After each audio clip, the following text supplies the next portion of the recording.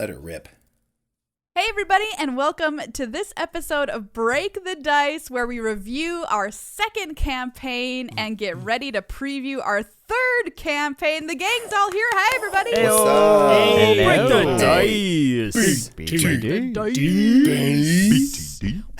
We got Tyler Michaels King, Tyler Mills, Joe Rapp, our Dungeon Master Alan, and MJ Marsh, and I'm Maria Bartholdi, hanging out with you here to kind of give a wrap up on season 2, just in case you missed any of the episodes or you're getting ready to dive into our third campaign number 3, season number 3, whatever you want to call it, and you're like, oh, I want some quick backstory on what happened in season 2. We are here to recap the whole thing with you and to give you some of our favorite memories and stuff that happened during campaign number 2, as well as answering some questions from listeners in this episode. So we've got a bit of an AMA in the schedule for you, as well as giving you some details, like I said, about what's coming up in campaign number 3 with a couple of PCs that I think you're going to be very excited for. Ooh. Spooky. Ooh. I know I was it, wondering and if I'm I could already get you all to excited. go ooh on command, and it worked. Yeah. You are the puppet master. Yes, we are trained dogs. That's a nicer way to put it. So we're going to kick things off with our review from campaign number 2. Our Dungeon Master, Game Master Alan is going to help us out to kind of go through what happened, because this was an awesome campaign, Alan. Yeah. So our first episode was The Vines of Closeness. Alar and Phelan notice that their mystical weapons are drawing attention from shitty characters. They're given a quest by the Stag Lord, our dear god Vinicius, to ope the gates. Oh, wow. This is where it all started, you guys. Oh yeah, Yeah. the poem about opening gates. Yep. You gotta open those gates. Gotta I open. remember, I think when I'm looking back on that, I remember, like, of course it's the start of a Phelan and Alar adventure, because we don't leave the bar for like 20 minutes in the first episode, because we're just like Good point. riding the high of having recently been heroes, like hoping people notice us. And talking about how famous you are in the bar. Yeah, very true. Yeah. And it was the first time that we got to meet everybody's favorite shitlord, Corey, with a K and an I. no. Very true. And what an introduction it was. Truly. Or, I mean, Truly. the introduction was great, but really the initial exit was the part that really sold it Yeah, for me. both Yeah. super slick. I mean, Literally. you really underestimated sloppy. Corey at that point. Really underestimated him. That's true, because Corey came back a number of times, reformed as a pile of poop and twigs and branches. And Yeah, it's a you shit you demon. can't kill Corey one time. Yeah, exactly. I think that the message we were trying to really get across to anyone listening that is, if your name is actually Corey with a K and an I at the end, that we fucking hate you, and maybe you should just Yeah, it does seem like that was the hidden message. I'm just there, kidding. Yeah. But honestly, I don't know if anyone is, and if you're out there, we're sorry. It just happened to be what we focused on, not the fact that he was a shit demon. So if you are a Corey with a K and an I, we forgive you, and hope you keep listening.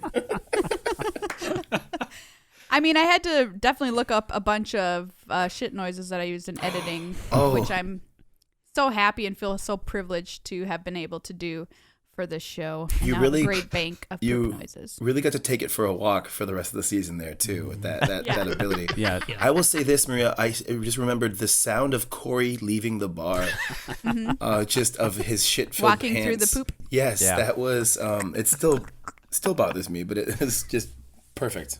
So And that was all done with Foley as well, so that's great. Yeah, we went to Joe's house, got some Foley, and we thought it would be like I got more microphones realistic set to up put that everywhere in. for that kind of thing. So Alar and Phelan get a missive from the dear god Vinicius to open all the gates in the realm for reasons, ? That we didn't find out. The second episode was The Pen of Language. The first gate, Alar, sends Alar to his home, the fallen kingdom of Delrune. They lose a pinky to a strange witch, and Alar abdicates the throne once and for all to Jerome. Man, that was episode 2. Holy cow. I didn't think Jerome was that early on, I actually. didn't either. Yeah. Yeah, man. That was Yeah. such a rough episode for Alar. Oh my god, so many decisions had to be made, and oh my god, it was just so history, man, history making. Can I ask you a question, Tyler? Yeah. So, like, from somebody who's playing one of our player characters' vantage point, making these decisions that you had to make in the show, like, do I abdicate my throne? Like, that was literally something that all of us threw on you. When you're looking at making that choice, do you think to yourself, oh, I need to make this choice, like, what's the best for the story narratively as an improviser, or like as what my character would do? Maybe they're the same thing, but I don't know which impulse you have. Yeah, I mean, I guess I try and play it like we play the game. I mean, like, my character's chaotic neutral, and he's got all this history of, like, not really liking his homeland, but also, you know, has this tragedy where he's lost his family and his friends. So, like, the balance between those two things and, you know, trying to metaphorically roll the dice in my head on how he would portray that, I think was definitely, that was probably the most conflicted I felt as a performer in the whole season was way early on in episode 2.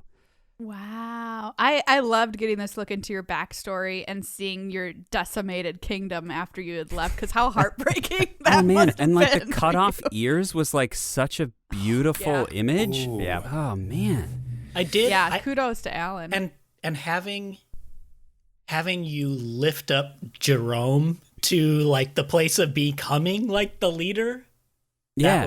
That was actually kind of amazing. That was such a like it, like, in some ways I was like so mad at Alar for like basically shunning his home, but it was like, that like kind of made up for it a little bit, of this idea of raising somebody else up that obviously had been there and had been a leader at that time. So yeah, I'm super. I also, sorry, go ahead. No, I'm just super interested to see where it goes from here, because I'm pretty sure Jerome's dead. Spoiler alert. And Yeah. Not a happy Delrin ending. for sure does not have a king Fair right point. now. So I have we'll that see. writ- We'll see. I have that written down too. I'm like, wait, we ended the episode. We ended the campaign of 2 without. Well, we're getting ahead of ourselves here, but yeah, I was like, oh wait, back to square 2. I just want to point out that this was also the episode where we introduced the fact that the royal family collected ball juice from the peasants, and we had just such a great callback to that later on. Used to which be we'll get determined, you know, in a So- future Yeah. episode. Yeah. I One of love our that. best flashbacks. It was so, in the moment too, it added so much to the story, so much richness to the tale, you know, to have that detail brought in through the flashback. It and was- that's what people listen to this Absolutely. for, you know, the Yeah. richness we bring to this. Yeah, definitely I love didn't just that. want to put a ball joke in there. It was a matter of episodes later where we get to understand that not only the reason why we made that terrible choice, but the practicality of it and the functioning of it as a culture and as a means of defense. It's yeah. We just couldn't let it go. we weave wide webs. I will say on that episode though, I also at the very end there, when you gave Jerome the kingdom, thought like, I know what we're gonna do next in the narrative here. We're both gonna swear like knighthood and allegiance to him and be knights of Delrin, and it just just failing. It just like, I was like, we're both gonna do the thing like, you know, and you have my sword. Starting and a no, trend. just- yeah, the beginning of all of my very intense arrangements. All right, so moving on. The next episode was the Cloak of Indivisibility. The second gate is in the lands of the Grey, and our heroes hitch a ride on the Dragon Turtle Doc and his kobold crew. They're ambushed at sea The and sea escape people. with the help of a shark man named Lucius. Oh, yeah. Jesus. I mean, okay, so I just have a question, like, this early on, like, Alan, because they were going, this whole campaign, like, hinged on them going to multiple places through these doors. Like, did we completely shit all over that all the time, every time? No, I think we had planned to have an episode where we just try to get them to one of the gates to just show how difficult each of these adventures were going to be, right? And we kind of skipped around. We did the Twitch shows where it was other adventures with Phelan and Alar, right? So we just wanted to set an example of what it's like to open all these different gates around the world. And this, I think, was an example of just how things can go wrong with them simply traveling from one Spreading destination to destruction another. and chaos in their wake. Yeah. I think that was the episode where I fully realized we were just going to keep going downhill. I mean, it just like we failed at every single move we made in that episode, like trying to get over on the ships, and then like we sunk underwater. I almost died, and it did not get any better. It really did not. Yeah. No, it didn't. We did make an allegiance with the sea people, even though it was tainted. I don't know how to put it. Lucius, I think, escaped, but I think all of his kids were captured. That's what they were diving down for at the end of that episode, was to find you guys. Yeah, and then those kids Poor were little mind fish controlled, champos. which we find out in a later episode. The little fish champos. Yeah, like I said, downhill. Yeah, downhill for sure. Oh boy. Moving on to the next episode. The next episode was the Handkerchief of Forgetfulness. In The Woman Who Is Not Named What's Finger Hut, Phelan and Alar are faced with a matrimonial choice and a curse. Yeah, so you guys, I just remembered there was this point where like we came upon this like wall of vines. Yeah, that's the beginning of this episode. And then It was. You tried to throw me over, think Phelan. You remember this? I tried you remember to this? Oh, do yeah, something yeah, like yeah. that, It was like this a episode. Jumper. I think somersault you might be right. Fucking cartwheel, Yeah. and ended up sticking to like thorns coming out of the vines and like puncturing myself. Yeah, I think you'd gotten a 1 and like slammed your fist right through one of the giant thorns. That's what it was. Yeah, it was off to a great start for me. In that this was a episode. good example. I very much remember rolling a 1 on trying to consider if we should go with this lady on the back of the bird or not. And I rolled a 1 and I was like, let's go. That's right. Course yeah, setting, yeah, absolutely for did sure. that. Yeah, because we were in a pickle. There were remember great cloaks coming up on us on the hill. You know, on we're stuck on the wall. Yep. Yeah, and then she didn't need a new pinky, so she needed something else. Oh, she had an agenda the second she set bird foot down next to you by that tower, let me tell you. This was our episode with our special guest, Lucas Benosic, playing Veronica, Phelan's soon-to-be wife. I like my boys from the should we talk about Lucas? I mean, Lucas what a was great fantastic. performance. Yeah. It was Lucas was our very such a first delight. guest on Break the Dice, the improvised podcast. Whoop, whoop. Yep. Yeah. And a dear friend of all of ours, and just absolutely the most fun person to perform with, especially live, but on stage. But even in this setting where we were separated by many miles, it was still Absolutely. a delight. Yeah. Definitely one of my favorite episodes this season. I was listening back to it and I could not stop laughing like a maniac listening to it. Even though I'd done the show, I already heard it. It's But definitely. it was just such a delight. It's also an example of one where the sound effects were pretty fun to tabulate, because there's a lot of pus and a lot of goo going on, and I found this recording of someone who was blowing air bubbles through gel, and it just sounded awful, and that's a lot of what I used for those. I know you've.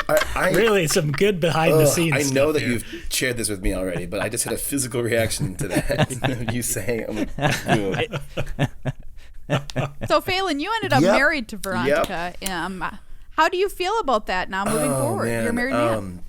It's weird because Phelan is very much new to any type of romance. Like, he had his first kiss in campaign 1, and then now he's married. So 2 kisses in. So I do. It's weird that it kind of fits for him because he is rather like recluse when it comes to interactions with other people in romantic or sexual way. So now he has this perfect excuse, like, oh, sorry, married. So in that way it works. Yeah. I'm interested to see more of that dynamic and how much they grow to either love or never speak again, depending on if we get Lucas to come back. Someday. Yeah, Lucas, if you're listening, please come back. The next episode was the Goblet of Dry Mouth to the Moon. Oh, damn it. Oh, God. Please. Absolute favorite things we have ever done as a collective. Our heroes encounter moon people on the eve of the Dry Festival. They battle lycanthropes and meet the powerful wizard Glimptimp on the dark side of the moon in an attempt to open the most distant gate. You know what's the funniest part about this is, like, yes, it was called the Goblet of Dry Mouth or whatever, but just because, somebody's improv brain said something like, oh, let's play a game where find out who has the driest mouth, that it turned this entire episode into a weird dry festival, and then we had to I think this. I said it. I can't remember if you were. you I sure said I did. it, think it Tyler. was you as well, Maria. Okay, seems like something I would say. But then I forced everybody to justify what a fucking dry festival is and why it's on the moon. But you know what? It turned out to be kind of cool. I'd also like to Yeah. point out just varying Absolutely. styles here. I'm pretty sure, from what I remember, Mills suggested as that Moonchild friend brother that you pin the needle on the sand, or you put the sand through a needle. Yeah, play Something like that, pin and the like needle that's on the how sand. Tyler's brain would approach it. And you're like, let's stick our fists in each other's mouths and see if there's any moisture. And I mean, like 9 times out of 10, who's not Yeah. going to go with that choice? You know? Absolutely. I mean, it's I'm like a 100% sure of that dryness. because you three are the people editing the episodes, and you're also NPCs, that you start off every episode just giving yourselves as many sound effects as possible. Oh yeah, absolutely. I mean, Oh yeah, and I mean, like, you're not privy to behind the scenes comments either, like talking about sound effects or whatever. I remember the sea battle episode with the sea people. I think I texted both Tyler and Joe, and I'm like, we're never having a sea battle ever again. It's all going to be in space. I think we also have to talk about There's no the sand. cow Yeah, lady, who legitimately I Yes. still do not yeah. remember her name, and it's a point of pride now. I do love that, Tyler, that you have not gone back and just listened No, to the I fucking feel like I episode have where to. you- I and have you to ask- wake up one evening. Yes. Do I sleep during the day? I also tried to give you a hint in a later episode too. I You gave did? you 2 words that were similar Son to of her a name bitch. right before in You the did, introduction yeah. to her. Right over my head, Really man. did. Okay, this episode too. Great. I honestly think one of the coolest things, personally for me as MJ, as Phelan got to do, was do a very successful cartwheel Yes. onto the moon itself. Oh, yeah. Like the moon On was the moon, forming That's in true. the Onto the lake. moon. That was really that cool. moment of like you step onto it and you're stepping onto the moon, but like I cartwheeled like onto it, Yeah. and definitely like still get goosebumps thinking about that. The next episode was the Staff of Longevity. Phelan must open a gate within his home of the Woods of Felcorn, but some of the druids in his home are allied with Trina, the leader of the Grey. Phelan loses the Rana Ore. This was like full on conflict between Phelan and Alar. Yeah. Yeah. that's true. Yeah. Not the most violent of our conflicts this season, but definitely a conflict. Yeah, I was like fed up with your shit because these are my people, and you were acting a fool, but you were dead right the whole time. That was another moment, Maria, to bring up what you were asking before about like what choices do you make as these characters, and I felt like with the run up of the previous episodes, and we had kind of been getting more and more contentious with each other, and Phelan said something like, "Are you going to come with us?" And I had this moment of like,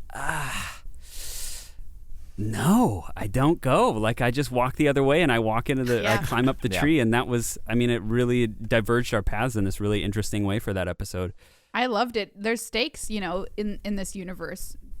Yeah. Like, if you make enough decisions that another person is like, those are crappy decisions, they might not come with you anymore. And it showed that, yeah, we are willing to make those tough decisions at those moments, which gives more weight to the story, I think, and the decisions that we make inside of it and around it.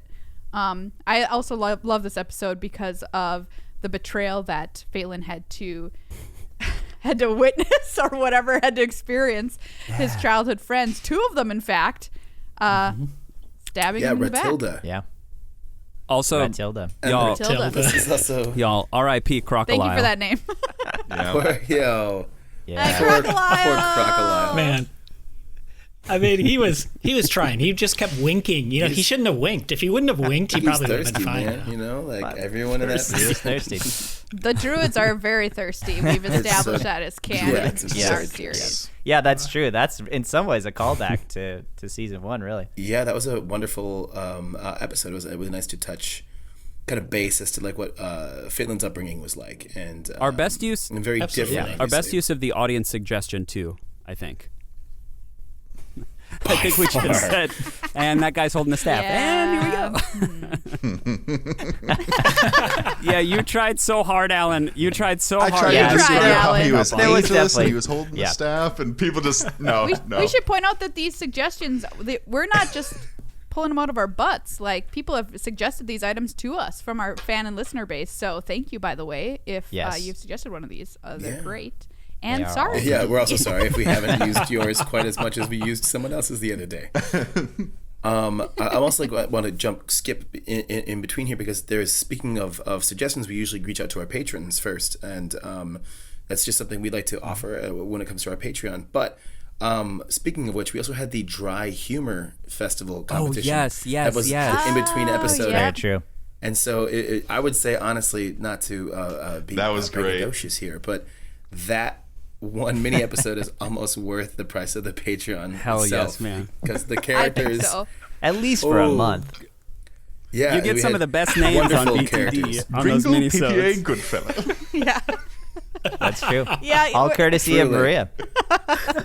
I apologize. Yeah, if you we put up mini-sodes, which are little tiny adventures in between our main full-length adventures for patrons over on patreon.com/beardedcompany. So if you're interested in that, check it out.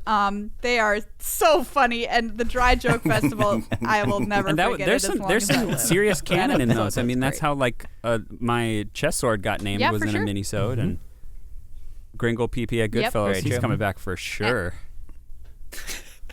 And you For get sure. like you'll get little insights, like the woman who is not named what in her garden outside of her house. We find out all about that in a God, that's minisode, and right. it comes into play in the last episode, or the second to last. episode. The next episode was the Lozenges of Fire Breathing.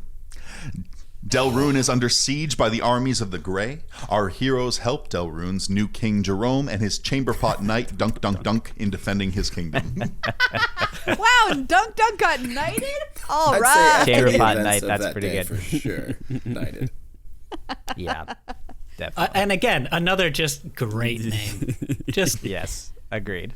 high quality. We have the Dunk. best names. I love do- it. Dunk, dunk, dunk. I do feel like it's amazing because we all have our own, different varying levels of ability to name characters. But Or remember them. I have what's no it? ability. Maria is somehow almost amazingly our best and worst. Yeah, for sure. Depending on when you, It's true. depending on when you ask. And I feel like very as true. a PC, playing a PC, I feel like I have a loaded gun every time I look at one of you and go, "What's your name?"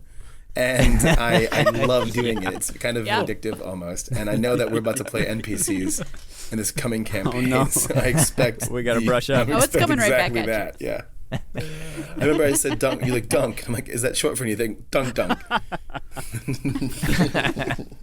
Yep, Dunk. absolutely. Yeah. I mean, I love this episode because it was so world. It just built the world of Delrune under siege from the army of the Grey.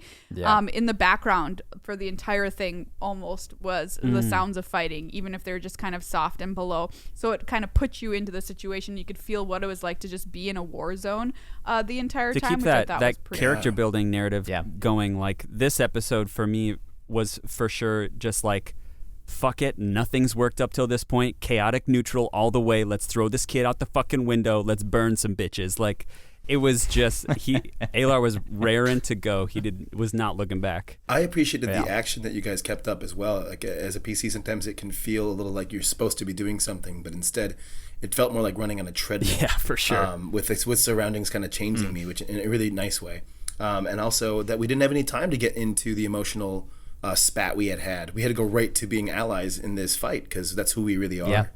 Timmy the Ball Boy, my number one favorite character, campaign number 2, appears in this episode, giving us our lozenges of fire breathing made from human male ball juice. Oh, good advertisement. How that 3 works, payments I of don't know. $29.95. My favorite part. My favorite part about that was how I came in with that, and then both of the PCs just refused to acknowledge what I had said, and I don't think either of them fully clocked that it was a callback in that moment. And then it kind of came up in conversation again, and I think MJ, you said something to the effect of like, "I remember you said that, but I just really couldn't believe that's what you said." And then. I was like, why would we discuss the fact that in this one flashback episodes ago, they mentioned draining men's balls and collecting the juice? I was just so excited by that because it it felt so right to what that situation was because I could just see it so clearly in my head. Like he was at this factory, and this factory was vitally important to the protection of this realm, and he had to alert the king. So even though, of course, if you take it a few steps back, it's completely ridiculous. For this character, it was like imperative that he got this news to them. You know, It was like what is it, wildfire in Game of Thrones, or yeah, it was. Yeah, I was just for sure. I was just gonna say that this was like an episode 9 of Yes. Game of Thrones, where it's Yes. the big battle episode. Except for sure. I ours also wanna is point out- seminal fluid. So great. Yeah, that sets us apart. No, ball juice. I think it might be different. Oh, okay. So yeah, you're right. I've been Yeah. the sick one this entire time. That's right. Yeah. My bad. Sorry, fans. Unless your name's Corey. I also want to point out that this was the episode where we the NPC started to build the theme of characters that just wouldn't die and kept interrupting. Oh yeah. Yep. It was Classic. fucking hilarious. The woman who had like the heads of her children, like That was Dunk. Oh my God. That was Dunk. oh, Yeah, that was it was Dunk Dunk. Dunk. Oh my God. Yeah. What were their names again? Was it Hither and Thither? Yeah, Yes. Hither and So Thither, my stupid. Yeah, I boys. love you. It's so good. Our next episode was the Bag of Withholding. Oh. With Delrune and Delruins, our heroes lead the refugees to an island on the back of Doc the Dragon Turtle. They enter Alar's heart in an attempt to find a way to Trina's palace. Oh man. Oh, this is such a good one because so much did happen. This was right before Christmas, so we had the Jolly and Naughty Nights. We should say we recorded Yes. it right before Christmas. We released it Yeah. much after Christmas. And I was going for good cop, bad cop, and it somehow turned into Yeah. Santa. and, good, yeah. I think what happened was you did say the word jolly, Jolly and then night, that was yeah. That just set me off, man. It set me yeah. off. He took that and ran with it. It's like a good stone instance. parchment shears. So this Yeah. is the second time we've entered somebody's body, like Well, the magic school magically, bus yes. or whatever. Yep. Magically. Yep. In some Break the Dice episodes. And I love it because it's just like such a literal, like, we are coming into your psyche and we are going to unpack everything that's in here. Yeah. And it was really great to get a flashback while in Alar's heart to the cliffs of Hakra with all of his traveling companions, Yeah, adventuring that was super companions, and get him to make the oath that formed the oath bow in his chest. The oath, I think, is a little suspect. One for all and all for us. Yeah, I mean, Is that you it? know, that's pretty chaotic neutral, isn't It's it? very Alar. Yeah, it's very Alar. familiar. Yeah, really, Kind of really perfect. gets everyone on your side Yeah. too. You know. All for one and all for us. Let's all just help each other, and then in the end, we'll just have it all. Yeah. You know? Yeah, us. for sure. Good Yeah. point. Yeah. Man, it just felt like a big culmination episode. I mean, so many things were like revealed or like dived into more, and man, it was just like, I listened to it I think a couple days ago, and it was just like thrilling to listen to that and see how rich that experience was. I mean, even little stuff like, as silly as it is, like on the cliffs of Hakra, like a wood nymph, like a questionable experience with a wood nymph. And we don't know. It's just like amazing stuff that we can build over so many episodes. True, and we don't Yeah. know if that's where you received your burning sensation from. Yeah. Yeah, I mean, jury's out for Jury's sure. out. Jury is out. There could have been multiple Or partners could have that been, weekend. like you said, naked and poison ivy. You have no idea. But that episode really did set up like the next one really well. Like It ended with some kind of got us, cliffhanger. like, I don't remember quite what that was. Yeah, I don't know. Maybe we should just move on to the next episode. You reach inside your. I'm pretty will- sure you shot Phelan in the chest. Yeah. I mean, look, if Alar gets a new toy, he's got to figure out the coolest way to use it. And if we reflect on season 1, I think it was pretty obvious what I should have done with that bow, and I executed. I executed real strong. Executed really is the right quickly word. without any flinch or conversation either. Because I listened to that episode today, and I literally say as Phelan, wait, maybe we have to go inside me, because we had gone inside you, and you in real time, what I would have experienced, you would have just shot me directly point blank with your brand new oath bow, Great. leaving me unconscious and bloodied. Phelan, just tell me for real. Like, did you, before the arrow pierced your chest, were you like, yes, this is the No. right thing to do? God, no. Are you sure? Both as MJ He already and has the Phelan, Rana I Ore. have just a hole there, the Rana Ore. I didn't think I'd just make a new sword. I mean, I didn't know that was possible. Oh, I mean, that's fine. I mean, agree to disagree. Well, but we'll do what- that. I do think it's great, though, because I believe that, like, episodes later, I literally go, wait, we still haven't done my idea, which was just reach inside my chest. Yeah. And I'm pretty sure that led us to some type of success. But instead, I got shot point blank by you. And it was beautiful, though. Yeah. And I think that, like, Got us into trouble. yes, sure did. Well, that's true.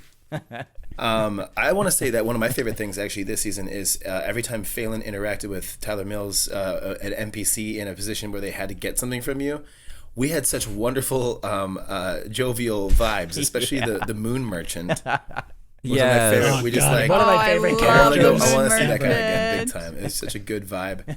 For sure. Oh man. For sure. Okay, I'm hold sure on, he I- survived. I've got to quote Robert the Grey Cloak that called Phelan Feifei. Hey, I hate you. Hey, you, I hate you. You suck. This is my new best friend, and we're against you. The two of us are a team, and you're out. Definitely the biggest threat to the friendship between Phelan and Alar. And that's the thing is to Alar. Alar great. is the insecure person in this relationship where I'm just like saying this thing to this person at this club because I know we have something to get off of them. Like, where's the after bar? Like, can we have some drugs? And he's just like, I'll fucking kill you. And it's like, dude, please, you know who I'm going home with. Like, Hashtag Phalar or Aelin. I say, yeah. Yeah. I say Phelan. Nice. Nice. Hashtag Alan. The next episode was The Knife of Soothing. Phelan is wounded by a friend and mounts a daring escape. Or does he? Alar scours the town making friends with small animals in an attempt to find his wounded counterpart. Those fucking squirrels, y'all. Oh my god! fucking Like, I squirrels. will say, like, editing that episode was the best, dumbest experience of my life. Just re-listening to things that were said in that episode were so those squirrels unreal. I remember Well, you know my true form is squirrel. And then Alan made them flying squirrels, which was just my dream of all my entire life. So, like, I remember And we had another guest That's that right. episode Yes, too. We had, Matt Pittner. Matt Pittner as Matt well. Pittner. Which was a lot of fun. best squirrel impression. 100%. Really good squirrel. And Phelan was in a kind of weird dream trap inside his own mind for the first half of So the was episode. MJ. Which- I had no idea that was what was happening. That That's threw what me I'm- for yeah. a loop, man. That was nuts. I did feel, I knew something was up, but I didn't think it was that big. You know, like as big as like this is all imaginary. Yeah. I mean, I love that you guys like had this beautiful idea to like create this mindscape in which anything could happen, and one of the first things that's happened is I get pissed on. So thank you, Joe. I'm pretty sure you instigated that, and yeah, I did. and then I peed back. I think I should have caught Yeah. on when like I like exploded out of the castle like tower and landed on a giant version of Jareth, my familiar. That was talking to you. Yeah, that was also talking to me now. Like I should have been like, wait a second, but I was like, okay, this is dope. It's like it's like episode 9. I'm getting all these upgrades. Like we're gonna do it. You literally at one point you literally were like, "This is like everything I've ever dreamed of." Yep, that is what you And I said. was like, Wow. Can I jump back to the squirrels for a second? I just want to ask Maria. Can you tell me the exact alignment of those squirrels? Oh, for sure. They've got to also be like. I feel like those squirrels were like chaotic good, maybe. Sounds about Yeah. What do you right. think? I think they were. I mean, good in my squirrels. opinion, like chaotic evil for sure. I mean, they Or like did true evil. well, they wanted the nut. They wanted nuts. You put them in a sack. You beat them in a sack. They swallowed some of the fire lozenges. They was burned down so half nuts. the town. And Not their their bush that fault. I was Not couldn't their get over fault. like the image of that of like Alar and Tyler just having such a difficult time with this, but Alar trying to like shush these squirrels and just beating a flaming bag off trees and like burning a whole back lawn while these like fucking zombie cloaks are walking around. I mean- like Look, like as a player, I was like, we're in episode 9. We gotta fucking get through this shit and like find the evil person and smite them. And it was like squirrels for 30 minutes. I gotta say, it was delicious. I mean, like, what a horrible thing to do to you, but it was just so awesome. funny to watch you struggle against these two asshole squirrels. Who lost their son? This was also the one that. This is also the episode that ended with the falling bodies from the sky when you blew up the man. fire hut. Oh, dude. Oh, that's right. Oh, I'm in some dude. trouble still with my mother-in-law now. Yeah, 'cause you. Yeah, It you was blew like her I house threw up. a grenade. I opened the door to pile a of gas grenades. station I was inside of and threw a grenade and not far enough at all to clear it. It was like throwing the baseball through the window times like 1,000. yeah, except for it's exploding windows. Yeah. Like, Yeah. and the bodies kept littering the ground and refusing Oh my to die. God. But it did set us off to towards also- the sun, right? also, We had to find the sun. One of my favorite images Yeah, was the end of that eventually. episode, and it was like overlooking a bog with the sun setting and this like fire in the background and just this little tiny squirrel with their hands up like I could see it so Yeah, well. it was I great. could see it Great so painting well. for sure. Our last episode of this campaign was the Monocle of Fear. Our heroes finally face Trina in combat as she uses her armies to cross the halls of Anishus to every corner of the world. Oof. Wow. Heavy. Where do we start? Yeah. I think this is the one where at some point, like we were like looking for the squirrel, looking for the sun, and then at some point I remember like, why don't we try the thing I thought of and reach inside of myself? Yes. And then we were able to transform. Because I remember we were inside me and I saw the place where the runner area would be, but I can't remember what else happened. Like, didn't I have some psyche battle or fears? Yeah. A little bit, yeah. You were afraid of what Alar has been doing, and his betrayal and things like that, or just how far you guys have been coming apart throughout this season. Yeah. You were afraid of me. I mean, you were like, bitch gonna kill me. Yeah, I think that's how I put it. Yeah. Yeah. Bitch gonna kill me. And then you had a pretty epic battle with the big bad of the season, Oh, yeah. Trina. Yeah. Let's And- not forget. I mean, bring it all the way back. with a K. And Corey with a K and an I. Peace. Also, the official naming of my breast bow, Sydney the breast bow. I mean, I rolled Sydney, real well to yeah. get that name. So Do you remember the number that Sydney was? Wasn't like it a 4? 3? Oh, It's a a 2. yeah, That fish is getting bigger every time. that was one of my favorite moments as an improviser to just go. I know this. I'm literally gonna say the first name that comes to my head as I just go, Sydney.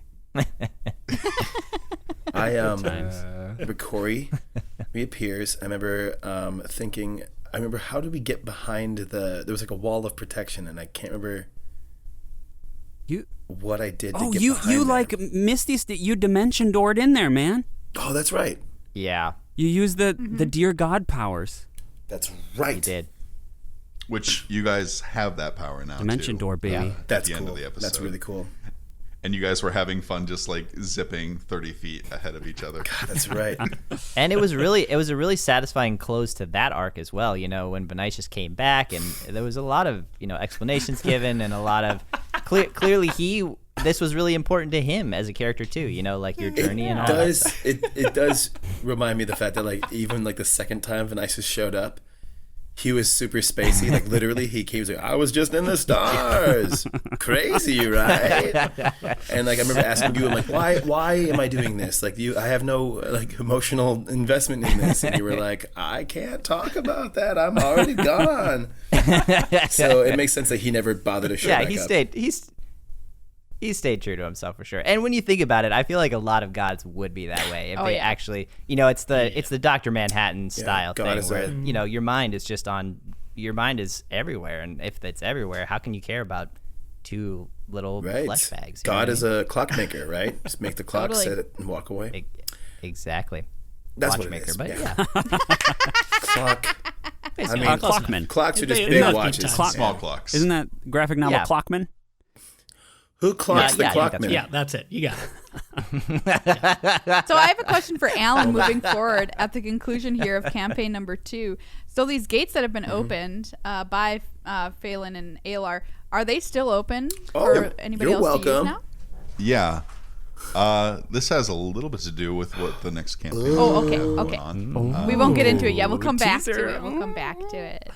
But what a fantastic campaign, the two of you. I truly loved every moment of it, even editing a sea battle, which was about 50 different sounds on top of each other. Yeah. But it was so cool, and I especially loved the relationship between you two and the rocky parts of it, and the parts where you figured out how to work with each other despite your differences and all that kind of stuff. Yep. And of course, the ball boy. But, I'd love to also say just a little appreciation here as well for you guys as NPCs, and Alan especially, always bringing us through this. It feels so. I feel very taken care of when I'm playing a PC. I feel like I'm allowed to have personal moments while you guys take care of the presentational things, and I felt super great about it. I don't know, Tyler, how did you feel? I 100% agree, and I also just want to say, MJ, it's such a pleasure playing with you. I'm over the years we've played for 8 or 9 years, and it's just been such a pleasure to develop that relationship between these two characters, and we've just really found that rhythm to make these things soar. They're honestly two people that never really did great together on stage at times either, because our alignments being so different, how we approach the world is so different. Same right to you, my friend. Absolutely. All right, now it's time for some questions from our listeners. Some fabulous questions submitted through our Instagram, Facebook, and our Discord from our patrons. First question, do you appreciate / accept fan art? I'll just answer that right now. Yes, we love it. We love it all. You can send it our way. You can send it through Discord. You can send it through social media. You can email it to us at btd@beardedcompany.org. Or just slide into my DMs. Yeah, it's always there. It is. Isn't that how it works? Yeah. Yeah. It's how something. You can also works. cartwheel into my DMs.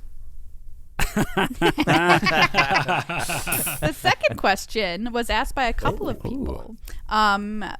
They said, Season 2 feels tighter, even though Season 1 was so much fun. Are you all feeling more comfortable with the flow of using a podcast to do the show? Any new thoughts on how you feel doing the podcast versus live shows now that you have 2 seasons under your belt? Yes, I think the format it's been easier for us to understand like what we're going to be able to do in an episode and what we can accomplish. So I think in the live shows, I actually gave you guys or the NPCs less than I do now in the podcast. As far as goals and things like that. Yeah. I think that is, Alan, what you just touched on is a primary difference between the stage show and the podcast. The podcast is a little more focused on the narrative, I would say, and the stage shows tend to be a little more, I mean, it's hard to imagine sometimes, but a little more freewheeling, a little more, a little more loose, a little more in the moment.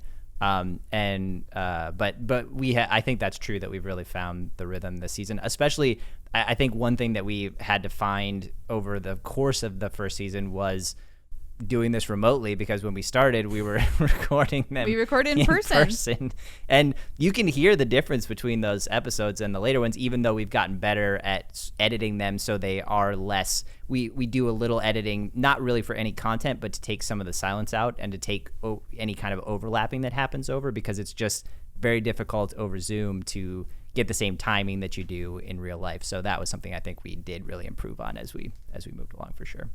Yeah, absolutely. It's also really long form, right? Mm-hmm. So like long form is usually like an hour, but we've done, what was this, 20 hours of this one.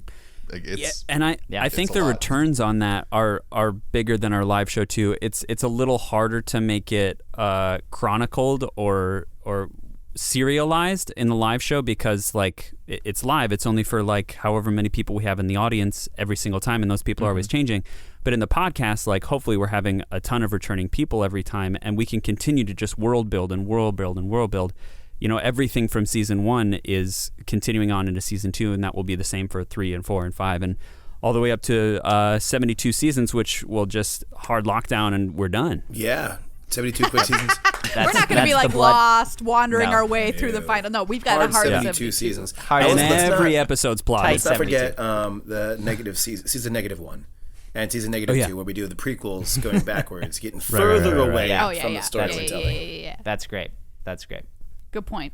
All right, third question. Will your onstage or live on the internet shows be canon. So just a little update, everybody, or update just to inform you. In case you didn't know, Break the Dice, formerly Swords and Sorcery, maybe still Swords and Sorcery in the stage version, has been going on for years and years, and before we started the podcast. And we've been doing some live shows on the internet over at twitch.tv/Bearded Company. We've done a couple of those, which have just been fantastic, in my opinion. So fun to do that. So, like, moving forward, are the things we've established either in the podcast or those internet shows going to be stuff we bring on over to the stage? How's that work? Yes-ish. I think we can pull from those, but I think the goal for like the live shows and the stage shows is just to do one-offs that aren't necessarily part of the canon. I think the last Twitch show we did was just one of the adventures of Phelan and ALR opening another gate on their journey. So we were talking about this before the recording, and I just like to think of it as the multiverse. Like these characters exist in both worlds, but perhaps the podcast is its own little universe with its own storyline. And if we do the live shows, perhaps it's not exactly the same story or doesn't continue on the same story, but it's the same characters and they can have the same life and same history that we bring to that show. That's maybe we'll have to see. Yeah. Yeah. What happens when we get out of this pandemic? You know? I mean, that's true. There's probably not a super definitive answer to that. By the way, if you want to see our Twitch shows, you can check them out on our VODs at twitch.tv/Bearded Company or our YouTube channel. Joe, what's the URL for that? YouTube hasn't approved the new custom URL. Yeah, but Joe, you have that string of numbers and letters memorized, though, right? UHF. I'm going to guess that it's going to be youtube.com/Bearded Company. Am I right? It will be. It will be. Parody movie starring Weird Al, UHF. Smash that subscribe, y'all. Yeah. Okay, this question is for Tyler Michaels. Clearly, the only reason why Alar couldn't remember the cow lady's name is because he had a crush on Phelan. Any thoughts? #bromance. First of all, shots fired. Second of all, I mean... Wait. Why would you liking Phelan be shots fired? No, the first part. Oh, yeah, okay. I mean, look. I mean, if you watch that replay of our Twitch stream, there was a section with, I believe, the Belt of Confessions, and maybe ALR said some stuff, and I'll leave it at that. Oh, that was a really good plug. Yeah, good point. Good plug. Yeah, good plug. Nice. Point. This question I like. I'm always impressed with how well everyone remembers areas of the story that come into play later, especially callbacks to season 1. Do you all keep notes of characters or situations to call back on, or are you able to do it from memory? Well, listen, clearly I don't, because then I would just have the cow lady's name. And in fact, like, I just threw my notes away from season 1 because I was like, I don't know, we probably don't need that. So that's half of my answer. I mean, it's probably a little bit of all of that, depending on what one of us you're talking to. Like, for myself, I take pretty basic notes just on major points that I want to remember, or if there's a name I absolutely want to remember.